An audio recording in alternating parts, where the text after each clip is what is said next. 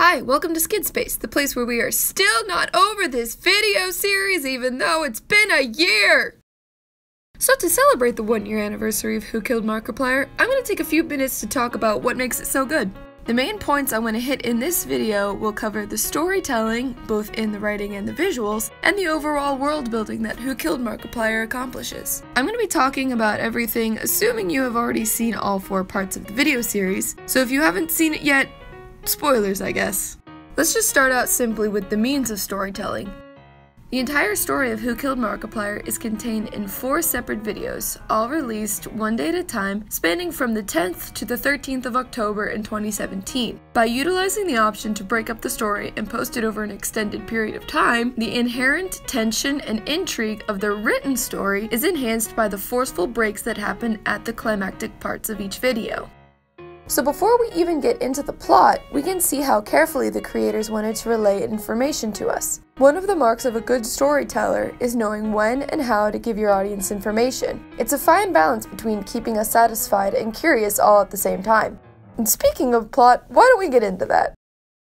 In terms of the story, Who Killed Markiplier stands out from a lot of the rest of Markiplier's content. At this point, he has released one other video series that uses first-person perspective. More on that a little later. Instead of a choose-your-own-adventure style story that A Date with Markiplier was, Who Killed Markiplier is a murder mystery mixed with an origin story that kinda comes out of nowhere.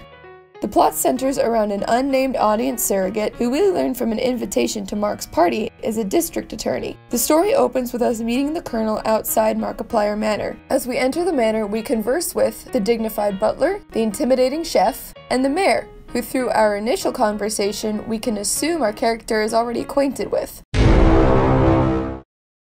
More on him a little later.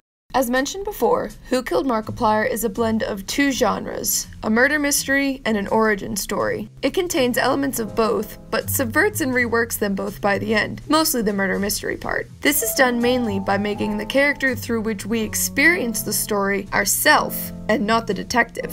In a typical murder mystery story, the reader or viewer follows a detective through the case, finding clues, interrogating suspects, and always inching closer and closer to the murderer. The typical detective is supposed to learn and discover with us as the reader or viewer. What he knows, we know. This is not the case with Who Killed Markiplier, however. Detective Abe, or simply known as the detective, is the one guiding us through the case, but really, we're the one finding clues and trying to solve the murder. The detective is probably one of the more interesting characters in the story. Since the character is played by Mick Lauer and not Mark or any other familiar face from a previous video, we as a viewer see the detective as something new and exciting, almost like he's a mystery in and of himself. His eccentric personality could be written off simply as a joke, but there's also a lot of evidence pointing to him being involved in Mark's apparent murder somehow. One of the most startling discoveries is the room. Oh, hi Mark. No, not that room! The crazy room! The room filled with the pictures of all the guests and the staff and even Celine. Clearly our trustworthy partner was up to something else while we were conducting our investigation.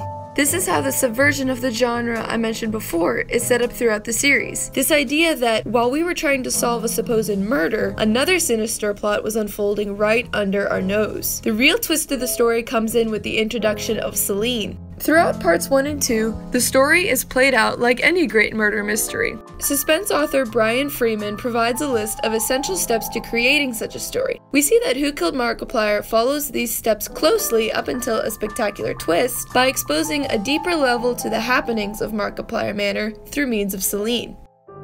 Celine appears on the scene suddenly, almost unwarranted. We never really learn how she came to coming back to the manor, but we do know that she's aware of the malevolent forces that we were too busy investigating to really care about. For example, the lightning strikes that happen when the word murder is spoken, and the dizzying misdirection of ending up in different rooms of the manor at random.